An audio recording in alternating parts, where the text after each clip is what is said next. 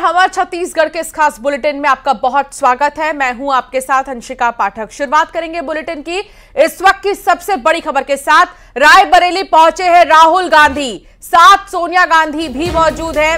फुर्सतगंज हवाई पट्टी पर विमान लैंड हो गया है और 12 बजे का वक्त जब वो नामांकन दाखिल करेंगे। रायबरेली से चुनावी मैदान में राहुल गांधी और सोनिया गांधी भी उनके साथ पहुंची है। एक्सक्लूसिव तस्वीर आपके टेलीविजन स्क्रीन पर राहुल गांधी और सोनिया गांधी और साथ ही अशोक गहलोत को आप देख रहे हैं जो कि मौजूद है मौके पर। राहुल गांधी नामांकन के लिए रायबरेली पहुंच चुके हैं। सोनिया, प्रियंका, रॉबर्ट वाड्रा भी साथ में है। कांग्रेस ने अमेठी से किशोरी लाल शर्मा को मैदान में उतारा है और रायबरेली से राहुल गांधी चुनावी मैदान में है। और ये पूरे फैमिली की तस्वीर आपके टेलीविजन स्क्रीन पर, बहन के साथ साथ माता भी मौजूद है राहुल गांधी की और रॉबर्ट वाड्रा भी मौजूद है। तो राहुल गांधी मां सोनिया गांधी की सीट रायबरेली से चुनाव लड़ेंगे। कांग्रेस ने उनके नाम का ऐलान कर दिया है और सुबह सबसे पहले न्यूज 18 ने यह खबर दिखाई थी। न्यूज 18 की खबर पर मुहर लगी है और हम कह भी रहे थे लगातार कई दिनों से कि राहुल गांधी को रायबरेली से कैंडिडेट घोषित किया जा सकता है और आखिरकार आधिकारिक तौर पर ऐलान सुबह कर दिया गया। प्रियंका गांधी चुनाव नहीं लड़ेंगी। अमेठी से किशोरी लाल शर्मा को चुनावी मैदान में उतारा गया है। किशोरी लाल सोनिया गांधी के भरोसेमंद माने जाते हैं और राहुल गांधी के नामांकन के पहले की ये तस्वीर आप देखिए। परिवार सहित राहुल गांधी पहुंचे हैं रायबरेली। राहुल गांधी नामांकन के लिए रायबरेली पहुंच चुके हैं। उनके विमान से उतरने के वक्त की तस्वीर आपके टेलीविजन स्क्रीन पर है। उनके साथ मां सोनिया गांधी, बहन प्रियंका गांधी, रॉबर्ट वाड्रा और अशोक गहलोत भी साथ में नजर आ रहे हैं। भाजपा ने रायबरेली से योगी सरकार में मंत्री दिनेश प्रताप सिंह को टिकट दिया है, जबकि अमेठी से स्मृति ईरानी चुनाव लड़ रही हैं। और रायबरेली की अगर बात करें तो दिनेश प्रताप सिंह और राहुल गांधी के बीच मुकाबला होगा। पहले कांग्रेस नेताओं ने राहुल के अमेठी और प्रियंका के रायबरेली से लड़ने की बात कही थी, ऐसी खबरें आ रही थी, लेकिन उन तमाम खबरों पर अब विराम लग गई है और ये तस्वीर काफी है, काफी कुछ कहने के लिए। हालांकि प्रियंका चुनाव लड़ने के लिए तैयार ही नहीं हुई थी, इसलिए रायबरेली अमेठी सीट पर नामांकन की आखिरी तारीख है आज और आज आखिरी दिन है। आज नामांकन दाखिल करना होगा। दोपहर करीब 12 बजे के बाद 12 साढ़े 12 बजे करीब नामांकन राहुल गांधी दाखिल करेंगे और प्रियंका गांधी भी मौजूद रहेंगे। इस बीच पूरे परिवार की तस्वीर आप देख रहे हैं।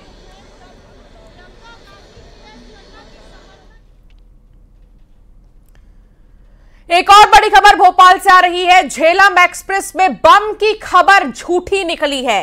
बम निरोधक दस्ते ने ट्रेन की तलाशी ली। पुलिस ने सर्चिंग के बाद ट्रेन को रवाना किया। सूचना देने वाले को हिरासत में ले लिया गया है। झेलम एक्सप्रेस में यात्रा कर रहे यात्री ने इसकी सूचना दी थी और कहा कि बम से उड़ाने की धमकी मिली है, लेकिन इस बीच जैसे ही बम निरोधक दस्ता मौके पर पहुंचा, पुलिस मौके पर पहुंची, तलाशी जब ली गई और बाकायदा वहां पर जांच की गई तो ऐसा कुछ भी नहीं मिला। और इसलिए कहा जा रहा है कि ये बड़ी खबर जिसमें कि यात्रियों में दहशत फैलाने की खाली एक मंशा थी। ट्रेन की तलाशी ली गई, पुलिस ने सर्चिंग की तो कुछ भी नहीं निकला और उसके बाद ही ट्रेन को रवाना किया गया। सूचना देने वाले को भी हिरासत में लिया गया है। झेलम एक्सप्रेस में यात्रा कर रहे यात्री ने इसकी सूचना दी थी। फिलहाल इस पूरे मामले में जांच जारी है। बम की जो खबर निकली थी वो झूठी थी।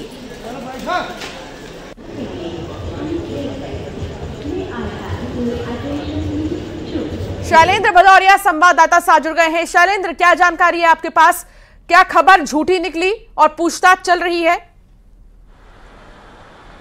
बिल्कुल बिल्कुल, देखिए जिस तरीके से ये पहले खबर आई थी कि झेलम एक्सप्रेस में बम रखा हुआ है, उसको बम से उड़ाने की धमकी जो है वो मिली थी। उसके बाद जो है उसको रानी कमलापति पर ट्रेन को रोका गया था और जो बम स्क्वाड की टीम है, आरपीएफ की टीम है, जीआरपी और लोकल पुलिस जो है वो लगातार उसकी सर्चिंग कर रही थी। और उसी दौरान वो ये पता चला कि वो जो अफवाह केवल जो सूचना दी गई थी वो कोरी अफवाह थी, केवल दहशत फैलाने के लिहाज से ये बात कही गई थी। लेकिन जो सूचना करता था वो उस ट्रेन में ही यात्रा कर रहा था और यही कारण है कि आरपीएफ पुलिस ने उसको अब हिरासत में ले लिया गया है और उस युवक से जो है वो पुलिस पूछताछ करने में जुटी हुई है कि आखिर उसने किस आधार पर ये पुलिस को सूचना दी कि ट्रेन में बम है। तो अब फिलहाल जो जो है वो आरोपी से जो हिरासत में युवक लिया गया उससे पूछताछ की जा रही। पूछताछ के बाद ही ये खुलासा हो पाएगा कि आखिर उसने किस आधार पर ये कहा कि उसमें बम है। तो क्या उसने कोई संदिग्ध चीज देखी थी या किसी संदिग्ध व्यक्ति को देखा था, किस आधार पर ये कहा, ये तो उसके पूछताछ के बाद ही पता चल पाएगा। लेकिन राहत की खबर है कि ये जो खबर थी वो पूरी तरीके से निराधार और झूठी निकली, क्योंकि जिस तरीके से बम मिलने की सूचना मिली थी और उसको रानी कमलापति पर ट्रेन को रोका गया था और तमाम जो उड़न दस्ते हैं, चाहे वह बम दस्ता हो या फिर आरपीएफ की टीम हो, उसने सघन चेकिंग की थी और एक एक डब्बे को चेक किया गया था। इसके साथ ही उस प्लेटफॉर्म पर आवाजाही को रोक दिया गया था। तो बेहद दहशत फैलाने वाली खबर थी। लेकिन अब फिलहाल ये राहत की खबर है कि ट्रेन में किसी तरह का कोई बम नहीं था। फिलहाल ट्रेन को रवाना कर दिया गया है। जी बहुत शुक्रिया शैलेंद्र भदौरिया जानकारी साझा करने के लिए। तो राहत की खबर यह है कि ट्रेन को रवाना कर दिया गया है जांच पड़ताल के बाद, और जो खबर आई थी बम की वो झूठी निकली। आगे बढ़ेंगे, बिलासपुर से बड़ी खबर है। दूषित पानी पीने से 30 से ज्यादा लोग बीमार हो गए हैं। सभी को इलाज के लिए अस्पताल में भर्ती किया गया है। 17 मरीजों की जांच रिपोर्ट में पीलिया की पुष्टि हुई है। तारबहार क्षेत्र में हड़कंप मचा हुआ है। अमृत मिशन योजना के तहत खूंटा घाट से पानी की सप्लाई हो रही है और यही पानी अब किसी जहर से कम नहीं लोगों के लिए, क्योंकि इस पानी का सेवन करने से लोगों में बीमारी हो रही है और 30 से ज्यादा लोग दूषित पानी पीने से बीमार हो चुके हैं। 17 मरीजों की जांच रिपोर्ट में पीलिया की पुष्टि हुई है। तो मौजूदा समय में ये पानी किसी जहर से कम नहीं और 17 मरीजों को इसमें पीलिया हुआ है। 30 लोग की तबीयत खराब है, आंकड़े बढ़ भी सकते हैं। उमेश संवाददाता साथ जुड़ गए हैं, उमेश मौर्य। उमेश, अब ये पानी किसी जहर से कम नहीं, जो लोग इस तरह से पानी के लिए तरस रहे थे उनके लिए यही पानी जहर बन गई है।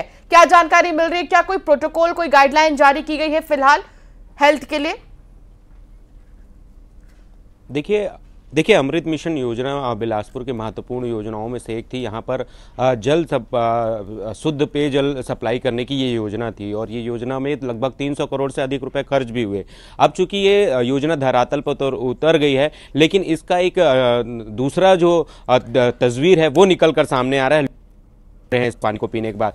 नगर निगम क्षेत्र के वार्ड क्रमांक 29 संजय नगर में तारबहार क्षेत्र में इस दौरान अभी जो मरीज हैं वो बड़ी संख्या में मिल रहे हैं और जब मरीजों की जांच की गई, उनका इलाज किया गया, से अधिक जो बीमार हैं उनको पीलिया से ग्रसित पाया गया है। तो कहीं ना कहीं जो वहां पर दूषित पानी पीने से जो लोग बीमार पड़ रहे हैं उसको लेकर वहां पर हड़कंप मचा हुआ है। लोग आखिर अचानक से ये ऐसी क्यों स्थिति बनी। आपको बता दूं कि 2 साल पहले भी इसी तरीके की स्थिति बनी थी और 7 लोगों की मौत हुई थी। बावजूद उसके ना तो वहां पर कोई ऐसी व्यवस्था की गई कि दोबारा इस तरह की घटना ना हो निगम के द्वारा, ना ही स्वास्थ्य विभाग के द्वारा। हालांकि जैसे ही जानकारी स्वास्थ्य विभाग को लगी कि वहां पर लगातार बीमार हो रहे हैं लोग, उल्टी दस्त से पीड़ित है, तो तत्काल वहां पर कैंप लगाकर दवाइयों का वितरण कर रहा है। हर घर के सर्वे कराया जा रहा है ताकि ज्यादा से ज्यादा लोगों तक के पहुंचकर उनका इलाज किया जाए और उनको इलाज कर उनको व्यवस्थित किया जाए। फिलहाल अब ये कहना है कि जहां जहां भी इस तरीके की स्थिति बनी है वहां के वाटर सैंपल लिए गए हैं और जांच के बाद स्पष्ट होगा कि क्या पानी दूषित था कि नहीं। ये तो खैर जांच का विषय है, लेकिन कहीं ना कहीं पानी पीने से लोग जो है वो लगातार बीमार पड़ रहे हैं। जी बहुत शुक्रिया उमेश जानकारी साझा करने के लिए। तो फिलहाल लोग बीमार पड़ रहे हैं और 17 लोग ऐसे हैं जिनमें पीलिया की पुष्टि हुई है और कहा जा रहा है कि सावधान रहें। आगे बढ़ेंगे खबरों में और बात करेंगे बिलासपुर की, जहां निर्वाचन विभाग के उड़न दस्ते ने होटल में छापेमारी की। कांग्रेस प्रत्याशी देवेंद्र यादव पर होटल के कमरे में पैसे रखने की आशंका के चलते छापेमारी की गई थी, लेकिन जांच के बाद उड़न दस्ते की टीम के हाथ खाली लौटी है टीम। चुनाव के दौरान निगरानी के लिए गठित किया गया है उड़न दस्ता दल और जानकारी ये मिली थी कि होटल के कमरे में पैसे रखे थे, लेकिन जब यहां पर टीम पहुंची, जांच की गई तो कुछ भी नहीं मिला। खाली हाथ टीम को लौटना पड़ा।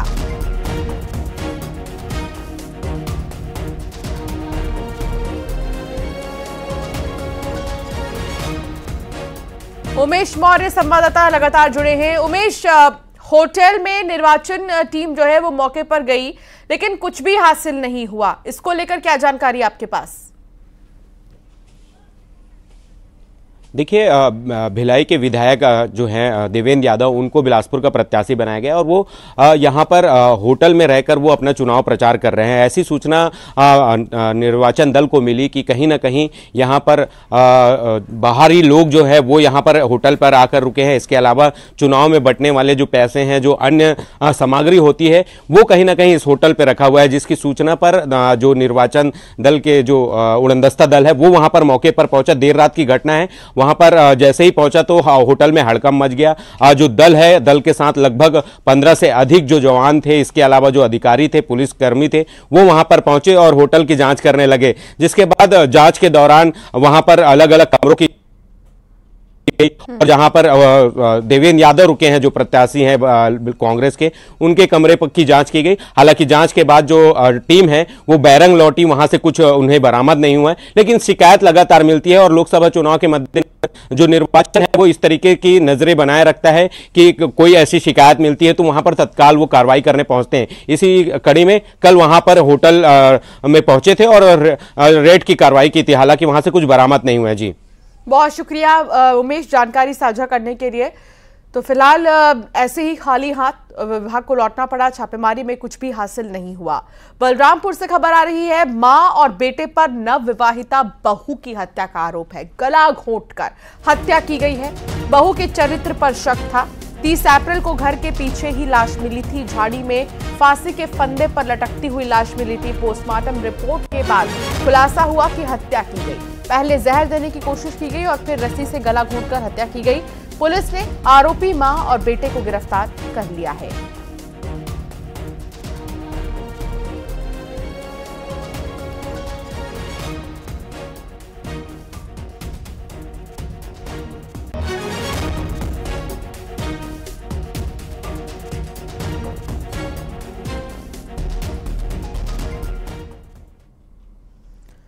कोरबा में बुजुर्ग महिला की हत्या का मामला सामने आया है। लाठी से युवक ने जानलेवा हमला किया। अस्पताल में इलाज के दौरान महिला की मौत हो गई है। आरोपी युवक की तलाश जारी है। कारण भी अज्ञात है कि आखिर इस युवक ने बुजुर्ग महिला की हत्या क्यों की है, लेकिन तलाश अभी चल रही है कि आरोपी युवक है तो है कहां, जिसके बाद ही इस पूरे मामले का खुलासा हो पाएगा। अंबिकापुर से खबर, जहां मधुमक्खी के हमले में बुजुर्ग की मौत हो गई है। जंगल गए बुजुर्ग पर मधुमक्खियों ने हमला कर दिया था। मेडिकल कॉलेज अस्पताल में भर्ती किया गया बुजुर्ग को, लेकिन इलाज के दौरान बुजुर्ग की मौत हो गई।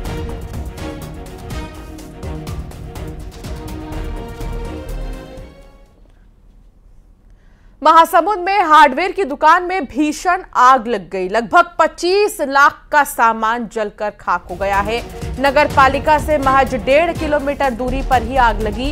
1 घंटे बाद फायर ब्रिगेड की टीम मौके पर पहुंची, लेकिन 1.5 घंटे बाद आग पर काबू पाया जा सका। तब तक सब कुछ जलकर खाक हो चुका था। 25 लाख का सामान इसमें रखा हुआ था दुकान में। फायर ब्रिगेड की गाड़ियां लेट पहुंची, 1 घंटे बाद पहुंची और तब तक सब कुछ जलकर राख हो चुका था। नगर पालिका से 1.5 किलोमीटर दूरी पर ही है ये दुकान, लेकिन आग लग गई, भीषण आग। बावजूद इसके फायर ब्रिगेड की गाड़ियां मौके पर जल्दी नहीं पहुंची। हार्डवेयर की दुकान बताई जा रही है जिसमें आग लगी।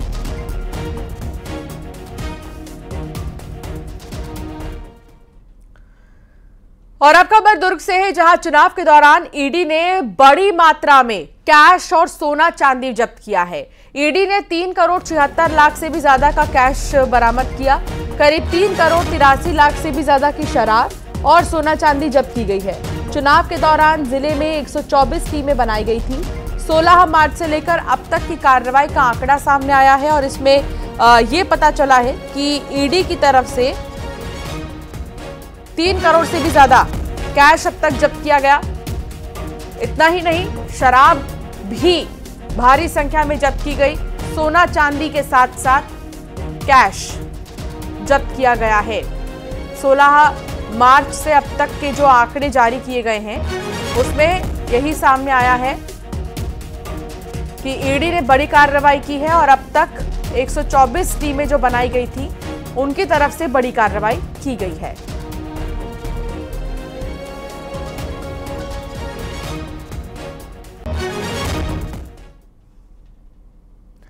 और अब खबर कवर्धा की है, जहां तालाब में डूबने से 2 बच्चों की मौत हो गई है। तालाब में नहाने गए थे ये बच्चे, गोताखोरों ने दोनों के शव निकाले हैं। पिपरिया थाने के दशरंगपुर गांव में हादसा हुआ है।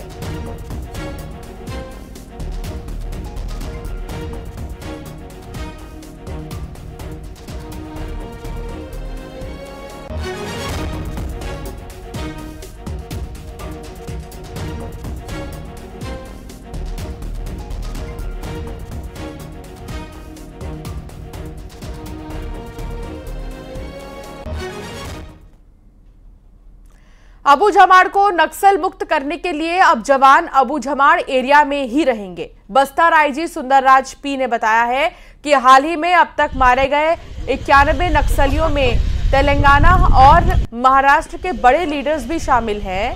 अबू झमाड़ में नक्सलियों के बीच हुए कैडर को भी सुरक्षा बल जल्द ढेर कर देंगे। आईजी ने बताया कि state zonal committee, DVC member सहित बड़े इनामी नक्सलियों को जवान खत्म कर चुके हैं। न्यूज 18 से बातचीत में आईजी सुंदरराज पी ने क्या कहा, आपको सुनाते हैं। अभी वर्ष 2024 में बस्तर संभाग के अंतर्गत विभिन्न मुठभेड़ में टोटल 91 माओवादी कैडर्स के डेड बॉडी रिकवर की गए थे। उसमें स्टेट जोनल कमेटी मेंबर्स से लेकर डीवीसी मेंबर्स, कम से कम 8 डीवीसी मेंबर्स अभी तक विभिन्न। रुकेंगे एक छोटे से ब्रेक के लिए, फौरन हाजिर होंगे।